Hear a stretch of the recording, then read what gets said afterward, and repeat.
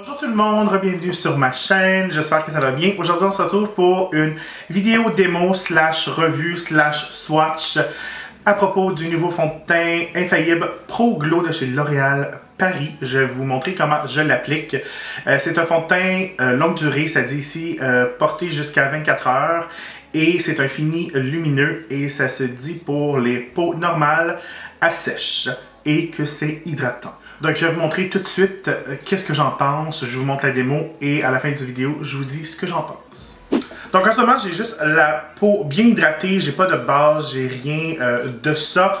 Même que les bases, souvent, j'en applique pas du tout sur mon visage. Je vais mélanger deux couleurs, je vais mélanger la 202 et la 203. Je crois que la 202 est peut-être un petit peu trop pâle et la 203 est un petit peu foncée. Donc en ce moment, j'ai aucun faux tan, je suis blanc, je suis couleur nature. Donc j'ai bien brassé les formules. Ok, je vois déjà que c'est quand même assez liquide, je pourrais dire. Je dirais un petit peu plus liquide que la formule de chez Makeup Forever, les fonds de teint Ultra HD. Donc là, j'ai juste mis ça à l'endos de ma main. Je vais juste aller faire des petits points. Donc moi, normalement, j'aime ça appliquer mon fond de teint comme ça. Je fais le look dalmatien. Donc là, avec mon Beauty Blender, je vais encore avec la technique que j'utilise le plus souvent. Moi, c'est mon genre de fond de teint. Ça reste à voir s'il va être trop lumineux ou trop dewy à mon goût. Mais moi, j'aime ça, les fonds de teint un peu plus fluides, un peu plus liquides. Donc en ce moment, là, j'adore qu'est-ce que je vois. Donc pour ma part, normalement, quand j'applique du fond de teint, j'applique une fine couche, puis après, j'applique peut-être une deuxième couche où j'ai un petit peu plus de rougeur, comme moi par exemple autour du nez, le haut des joues ici, j'ai tendance à avoir des rougeurs, puis au niveau de la barbe. Donc je vais voir comment, premièrement, si on est capable de mettre une deuxième couche, et la texture va ressembler à quoi. Donc voilà le fini. Je crois que je vais faire un petit close-up pour vous. Donc l'application, j'ai adoré l'application, ça se fond bien à la peau, il y a un tout petit éclat, je trouve que c'est quand même assez semblable au fond de teint Ultra HD de Makeup Forever, peut-être un peu plus dewy, mais j'adore jusqu'à maintenant comment l'application s'est faite. Je vais compléter mon maquillage et je vais revenir dans pas très longtemps.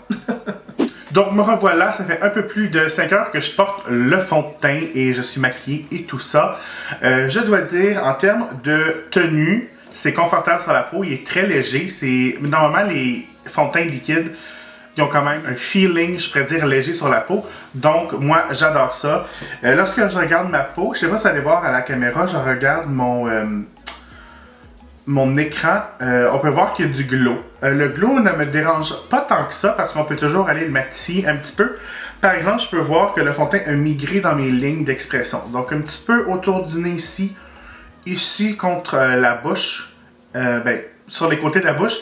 Et ça, vous allez sûrement le voir ici, là, j'ai comme une ride d'expression dans le milieu du front, puis ça c'est vraiment comme... Ça a créé un canyon, je pourrais dire. Il y a certains fonds de teint qui me font ça. Pour pas que les fonds de teint font ça, normalement, je vais mettre un petit peu plus de poudre à ces endroits-là. Ce que j'ai fait avec ce fond de teint-là, mais ça l'a quand même causé des petits plis. Donc, c'est un petit thumbs down pour ça. Par contre, peut-être avec une base, ça ferait pas ce problème-là. Et c'est certain que peut-être que si je poudrais un peu plus, peut-être que ça viendrait pas faire des petits canyons où le fond de teint irait pas se loger dans ces régions-là. Ceci dit, moi j'ai une peau normale à combinaison. Pendant l'été, j'ai la zone T qui est un petit peu plus... je dirais qu'il y a un petit peu plus d'amas de sébum. Il fait chaud, c'est normal.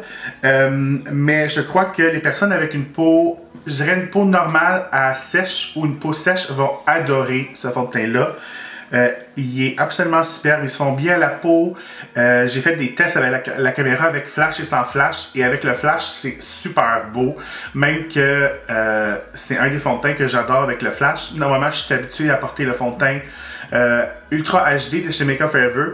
C'est super beau à la caméra avec et sans flash. Mais avec ce fond de teint-là, je trouve que ça me donnait un petit éclat de plus. Si je peux mentionner quelque chose aussi, étant donné que c'est un fond de teint liquide et avec ce qu'on dit un petit glow à l'intérieur, c'est certain que ça va être porté à faire ressortir les petites imperfections ou la texture. Moi, c'est certain que j'ai la texture au niveau de la barbe parce que je suis un gars. Donc, si on regarde vraiment proche, je vais vous épargner ça. C'est certain qu'on peut voir des petits je pourrais dire des petites régions raboteuses parce que justement j'ai du poil qui pousse à ces endroits-là, même si je me suis rasé ce matin. Ceci dit, si vous avez une peau avec beaucoup de texture, des gros pores ou des petites imperfections, des petits boutons, peut-être que ça va pas être le fond de teint pour vous. Par contre, ce fond de teint-là, c'est peut-être pas pour moi. Je vais le réessayer un petit peu plus, peut-être avec des bases ou un petit peu plus poudré, mais je vais absolument garder ce fond de teint-là et prenez ça en note, mais je vais sûrement mettre ce fond de teint-là dans mon kit professionnel que je vais utiliser sur des clientes et tout ça. J'aime vraiment l'effet que ça donne à la peau.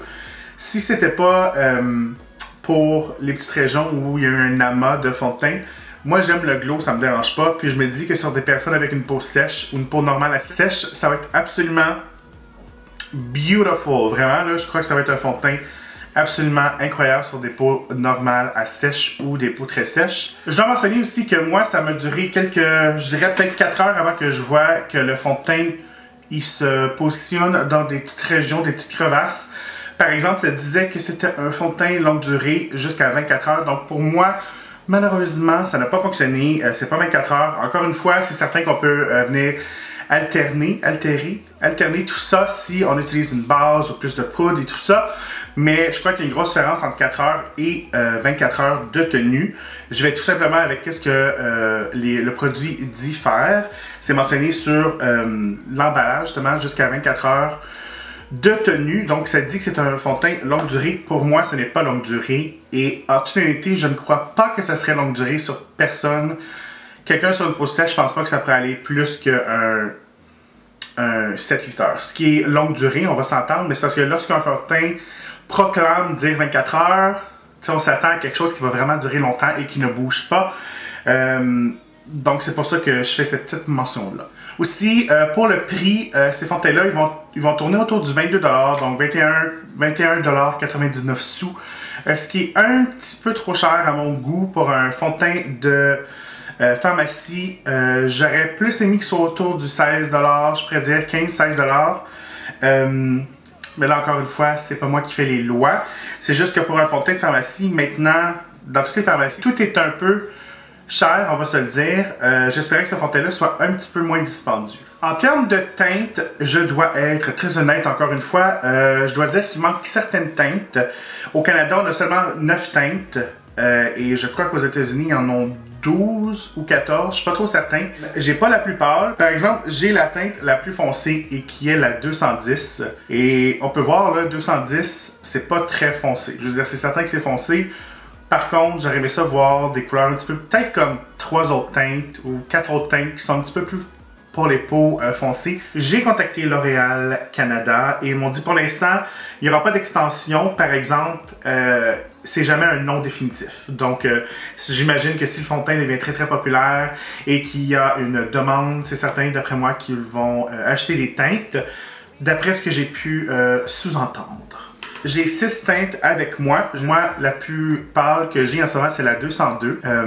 Et l'autre option, c'est la 201, qui devrait être un petit peu plus pâle. Je ne l'ai pas avec moi, malheureusement. Donc, si vous êtes extrêmement pâle, donc je voudrais dire probablement pâle à la Nikkie Tutorials, peut-être que vous n'allez pas trouver votre teinte. Par contre, je crois que en termes de pâle, c'est quand même assez bien couvert. Dernière petite note que j'aimerais apporter, je viens tout juste de poudrer le fond de teint. Où j'étais en fait compte en besoin d'un peu plus de matification. J'invente des mots aujourd'hui. Et ça s'est poudré super bien, ça n'a pas fait un effet genre cakey, donc je pense que c'est important de le mentionner parce que des fois il y a des fonds de teint où on va matifier et ça devient une genre de croûte. Donc j'espère que vous avez aimé, on va se voir très bientôt. Si vous êtes curieux à propos de ce look maquillage, il se retrouve sur ma chaîne en anglais, ma chaîne YouTube. Tout va être dans la barre d'informations ci-bas. Même chose, si j'ai oublié des informations, des petites choses comme ça, ça va être mentionné dans la barre d'informations ci-bas. Je vous invite à liker la vidéo si vous avez aimé, à vous inscrire à ma chaîne.